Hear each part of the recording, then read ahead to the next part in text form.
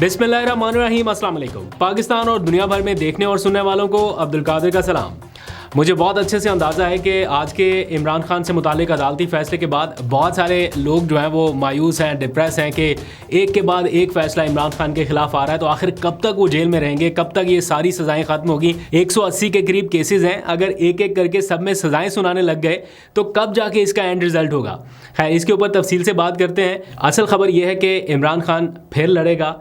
Al-Qadir trust case में दी गई सज़ा कैसे कलअदम होगी, बहुत सारे लोग पूछ रहे हैं। वैसे तो 14 साल की सज़ा है, ये कोई छोटी या मामूली सज़ा नहीं है, और back to back her case में उनको 14 साल 7 साल ये सज़ाएं तो ऐसे सुना रहे जैसे कोई बात ही नहीं है इनके लिए। मतलब 14 साल, वो भी एक 70 साल के शख्स को सज़ा सुना देना, तो वो एक बड़ी अजीब सी बात है। किसी नौजवान को ये 14 साल की सज़ा सुनाई जाए ना तो चलो फिर समझ में आती है ये बात, लेकिन ऑलरेडी उनकी एज मेरे ख्याल 72 के अराउंड है, उनको भी 14 साल कैद की सज़ा। तो ये सारी सज़ाएँ कलअदम कैसे होंगी?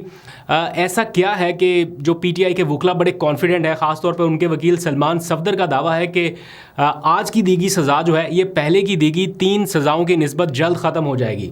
साइफ़र केस गया, इद्दत केस गया, तोशाखाना 1 केस गया। आज कहाँ पर हैं वो सज़ाएँ, कहाँ पर स्टैंड कर रही हैं? यकीनन किसी तारीख़ के कूड़ेदान में पड़ी होंगी।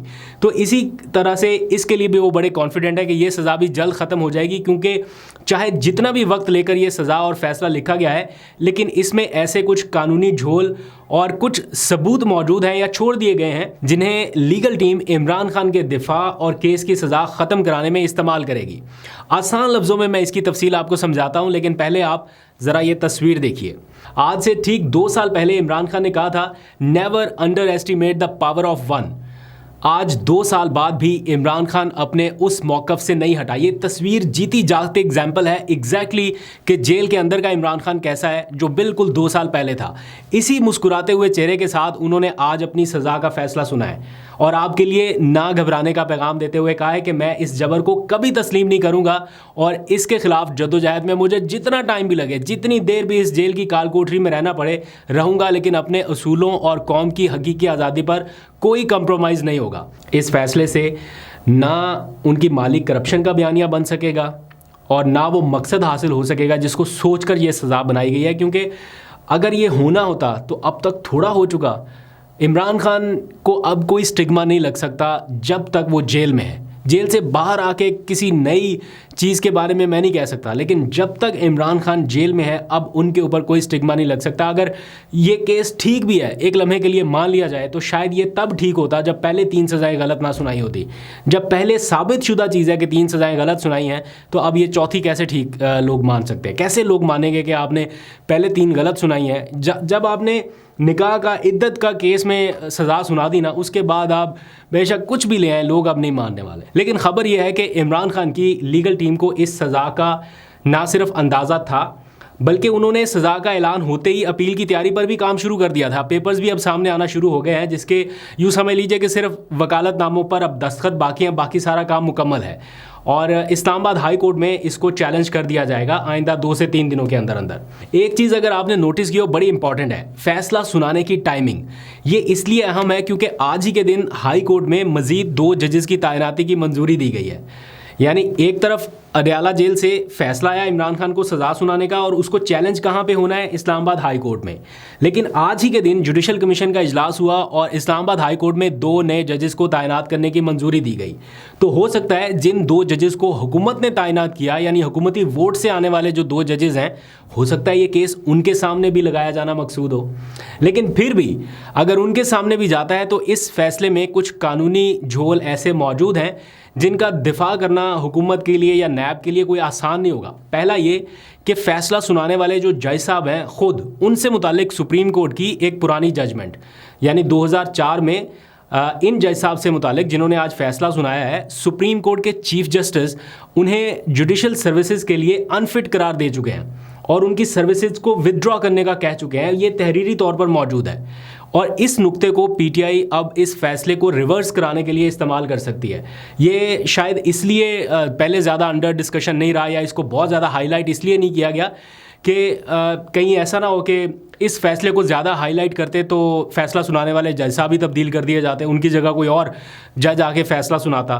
بہرحال جو بھی آتا فیصلہ آلموسٹ یہی ہونا تھا, مجھے نہیں لگتا کہ کوئی فرق پڑتا, کوئی بھی آتا. اس لیے یہ پوائنٹ بہت زیادہ ہائی لائٹ نہیں کیا گیا تاکہ یہ جج صاحب یہی رہیں, اگر فیصلہ سنانا بھی ہے تو یہی سنائیں, تاکہ ان سے متعلق جو سپریم کورٹ کی ایک آبزرویشن یا 2004 کا جو ڈیسیژن ہے اس کو بعد میں اپنے قانونی فورم کے اوپر استعمال کیا جا سکے. دوسرا اہم پوائنٹ ہے اس ججمنٹ کا ان سیف ہونا.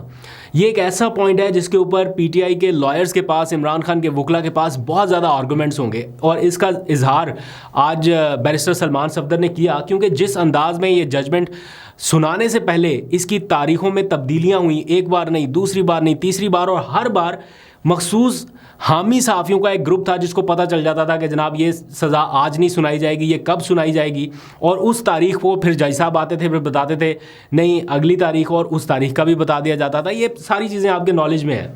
اور پھر سزا کا اعلان ہونے سے پہلے کتنی سزا سنائی جائے گی, کس کس کو کتنے سال ہوگی, یہ سارا کچھ بھی پتہ تھا.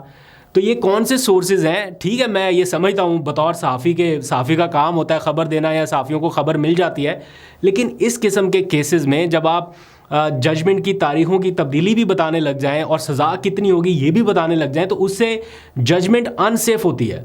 تو یہ جو ان سیف ججمنٹ کا ایک پہلو ہے, اس کو یقیناً پی ٹی آئی کے لائرز جو ہیں یہ اٹھائیں گے, اور آج سلمان صفدر نے بتایا ہے کہ آئندہ 72 گھنٹوں کے اندر اندر وہ ہائی کورٹ میں چیلنج کر دیں گے اس کو, اور اس ان سیف ججمنٹ کے پوائنٹ کو درخواست کا حصہ بھی بنایا جائے گا, صرف آرگومنٹ کا نہیں, پوری درخواست جو ہے اس میں بھی اس کو لکھا جائے گا. دوسری جانب جو حکومتی کیمپ ہے وہ بڑا ہی کوئی پرعزم دکھائی دے رہا ہے, بڑا خوش دکھائی دے رہا ہے, بڑا وہاں پر مطلب ایک خوشی کا ماحول ہے. کیوں؟ عمران خان کو سزا ہوگی اس لیے. ساتھ ہی حکومتی کیمپ اس لیے بھی پرعزم ہے کیونکہ اس بار انہیں لگتا ہے کہ عمران خان کو ہائی کورٹ سے بھی ٹف ٹائم ملے گا, ان کو وہاں سے ریلیف ملنا مشکل ہو جائے گا, کیونکہ 2 نئے جج صاحب بھی تو آ رہے ہیں نا. فیصلہ آتے ہی تو 2 جج صاحب ایڈ ہو گئے, تو اب بہت جلد آپ ان کو ہائی کورٹ میں دیکھیں گے. اگر تو یہ کیس ڈائریکٹ ان 2 جج صاحبان کے پاس یا ان 2 میں سے کسی ایک کے پاس بھی چلا گیا, تو دیٹ مینس کہ پھر حکومتی کیمپ میں یہ جو کچھ بھی ہے, خوشی ہے یا جو ان کا اوور کانفیڈنٹ ہونا, وہ سمجھ میں آتا ہے کہ یہ کیوں یہ سارا کچھ ہو رہا تھا. اور پھر وہ یہ بھی سمجھتے ہیں کہ چونکہ سزا 14 سال کی سنائی گئی ہے تو اس میں سزا فوری طور پر معطل نہیں ہوتی, اس میں سزا معطلی بنتی نہیں ہے. اور پلس چونکہ اب 26ویں ترمیم میں کچھ ایسی تبدیلیاں کر دی گئی ہیں کہ اپیل دائر ہونے پر اپنے نمبر پر ہی سنی جائے, تو اس لیے ان کو لگتا ہے کہ اب عمران خان کی کوئی درخواست جو ہے یہ شاید فوری ٹیک اپ نہ ہو, اس کو اپنے نمبر تک آنے کے لیے انتظار کرنا پڑے گا. تو یہ سارے حساب کتاب جو ہیں یہ حکومتی ٹیم اس ٹائم کر رہی ہے, اور ان کے جو لا منسٹر ہیں بڑے ایکٹیولی آپ کو آ کے ایک ایک چیز بتا رہے ہیں. ایسا لگ رہا ہے جیسے فیصلہ جو ہے وہ سارا انہی کو پتہ ہے, جیسے ان کے ہاتھوں سے لکھا جائے نا کوئی چیز, اتنا ڈیپ جا کے ان کو ہر چیز کا پتہ ہے. اینی ویز کچھ لوگ پوچھ رہے ہیں کہ کل تک تو مذاکرات کی باتیں چل رہی تھی کہ جناب اس کی ملاقات ہو گئی, اس کی ملاقات ہو گئی, یا back door diplomacy, back door ملاقاتیں, تو جب یہ سب چل رہا تھا تو پھر سزا کیوں سنا دی گئی؟ تو آج کی سزا نے ایک چیز تو ثابت کر دی ہے کہ عمران خان ڈیل کے لیے نہیں مانا. کچھ بھی کہہ لیں, لیکن اس چیز کا کریڈٹ آپ کو دینا پڑے گا کہ عمران خان نہیں مان رہا ڈیل کے لیے. میں پہلے بھی آپ کو کہا کہ 70 سال کے شخص کے لیے یہ آسان نہیں ہے کہ ہر کیس میں وہ 14 سال کی سزا کا فیصلہ سن رہا ہے اور واپس کال کوٹری میں جا کے لیٹ جائے, یہ آسان نہیں ہے. لیکن عمران خان نے سب کو, ہمارے سمیت, میڈیا سمیت, یہ ان کی اپنی پارٹی کے لوگوں سمیت, سیاسی مخالفین سمیت, سب کو انہوں نے کم از کم کسی نہ کسی سٹیج پہ غلط ثابت کیا ہے کہ جو لوگ سوچتے ہیں کہ شاید کسی سٹیج پہ جا کے بندہ ہمت ہار جاتا ہے, فرسٹریٹ ہو جاتا ہے, آج بھی ہنستے ہوئے فیصلہ سن رہے ہیں. اس دوران ایک اور ڈیسیژن یہ بھی ہوا ہے پی ٹی آئی کی طرف سے یا عمران خان کی طرف سے کہ مذاکرات کا عمل روکا نہیں جائے گا. حکومت پی ٹی آئی مذاکرات جاری رہیں گے اور 7 دن تک کا انتظار کیا جائے گا. جو الٹیمیٹم 7 دن کا ہے وہ برقرار رہے گا. اس دوران اگر جوڈیشل کمیشن کے حوالے سے کوئی پیش رفت ہوئی تو ٹھیک ہے, لیکن اب مجھے ایسا لگنے لگ گیا ہے اس سزا کے بعد اور حکومتی کیمپ سے یہ آوازیں آ رہی ہیں کہ جوڈیشل کمیشن نہیں بن سکتا. 9 مئی کے اوپر جوڈیشل کمیشن نہیں بنائیں گے, سارے کیسز چل رہے ہیں, اپنے حتمی یا منطقی انجام تک پہنچ چکے ہیں, اس لیے کمیشن بنانے کا کوئی جواز نہیں ہے. تو مجھے لگتا ہے کہ کل کے جو تحریری ان کو ڈیمانڈ ڈرافٹ دیا گیا نا, اس کے بعد حکومت کچھ اور سمجھ رہی تھی کہ ہمارے پاس تحریری شکل میں آئے گا کہ عمران خان کو رہا کیا جائے, جس کو ہم ایز این آر او جو ہے وہ میڈیا میں لے کے جائیں گے کہ دیکھیں Imran Khan N R O مانگے, تو وہ تو تحریری شکل میں آیا ہی کچھ نہیں. تو اس لیے وہ بھی اب میرا نہیں خیال کہ جوڈیشل کمیشن کے لیے کوئی اتنا سنجیدہ تھے کہ لکھ کے دیں کہ ہم جوڈیشل کمیشن بنانا چاہتے ہیں. ان کی وہ ایکسپیکٹیشن پوری نہیں کی پی ٹی آئی نے. تو اس لیے مجھے لگتا ہے کہ اب آگے چل کے مذاکرات کا کوئی بہت روشن مستقبل نہیں ہے. اس دوران پی ٹی آئی کا احتجاج جاری رہے گا. آج بھی ہم نے دیکھا اسمبلی میں احتجاج, پنجاب اسمبلی میں بھی ہوا, ان کے جو ایم پی ایز ہیں وہ کر رہے ہیں احتجاج, اور یہاں قومی اسمبلی میں بھی ایک بھرپور قسم کا احتجاج کیا گیا, بینرز اٹھا کے مارچ ایک طرح سے دکھایا گیا یا شروع کیا گیا. تو ایک اس قسم کی جو موومنٹ ہے وہ آپ کو نظر آئے گی. ساتھ ہی نئے اتحادی بنانے کا کام جاری ہے. آج شاہد خاقان عباسی کو تحریک تحفظ آئین پاکستان کے پلیٹ فارم میں شامل کیا گیا ہے, اور ان سے یہ کہا گیا ہے کہ وہ آئین کی پاسداری کے لیے یا آئین کے تحفظ کے لیے کم از کم اپنا کردار ادا کریں. اور پہلے ان کی جماعت رجسٹرڈ نہیں تھی, اب ان کی جماعت رجسٹرڈ ہو گئی ہے. تو یہ پورا تحریک تحفظ آئین پاکستان کا پلیٹ فارم جو ہے یہ چل کے ان کے گھر گیا, وہاں پر جا کے ڈسکشن ہوئی, عمران خان کا میسج ان تک پہنچایا گیا, اور ایک اچھے ماحول میں بات چیت ہوئی ہے. تو یہ گروپ جو ہے وہ اب بڑھتا جا رہا ہے جو تحریک تحفظ آئین پاکستان والا ہے. اینی ویز, اب القادر یونیورسٹی کا جو معاملہ ہے وہ اب چلا گیا ہے پنجاب حکومت کے پاس. وہ آج پنجاب حکومت کی تحویل میں دے دیا گیا ہے عدالتی آرڈر کے بعد, کیونکہ بڑی جلدی عمران خان کے خلاف کوئی فیصلہ ہے نا, اس کے اوپر بہت جلدی عمل درآمد ہوتا ہے. ادھر سے عدالت نے آرڈر دیا, ادھر مریم نواز صاحبہ نے تقریر میں بتایا کہ القادر یونیورسٹی جو ہے وہ اب پنجاب حکومت کی تحویل میں آ گئی, یعنی ان کی اپنی. تو اب وہاں پر دین بھی پڑھایا جائے گا, دنیا بھی, اور جادو ٹونا نہیں ہوگا. اس طرح کی انہوں نے کوئی ریمارکس دیے ہیں. دیکھتے ہیں اس کے ساتھ کیا ہوتا ہے. ایک بہت اہم کریکٹر ہے ملک ریاض صاحب کا, اس کے بارے میں کوئی نہیں بات کر رہا, نہ میڈیا ان کی تصویر چلا رہا ہے, نہ کچھ بتا رہا ہے. القادر ٹرسٹ کے بارے میں تو کیس بھی القادر ٹرسٹ کا نہیں بتا رہے. 190 ملین پاؤنڈ, ایسے 63 ارب روپے جیسے عمران خان نے ہڑپ کر لیے. ایسا نہیں ہے, یہ کیس ہی القادر ٹرسٹ کا تھا, لیکن اس کو بعد میں ٹائٹل چینج کر کے 190 ملین پاؤنڈ کر دیا گیا تاکہ تھوڑا بڑا امپیکٹ لگے نا. اور پھر وہ کدھر گئے ملک ریاض صاحب, کہاں پر ہے, نہ ان کا کوئی نام لے رہا ہے, نہ ان کی کوئی تصویر چلا رہا ہے, نہ کوئی بتا رہا ہے. حالانکہ وہ بھی ایک بڑے اہم کریکٹر ہے نا. اگر کوئی ایسا ایلیمنٹ ہے کہیں ان کی غیر قانونی رقم عمران خان کے پاس چلی گئی, ان کا جرمانہ معاف ہو گیا, تو آپ ملک ریاض صاحب سے لیں نا جرمانہ وہ واپس, ان سے کیوں نہیں لے رہے.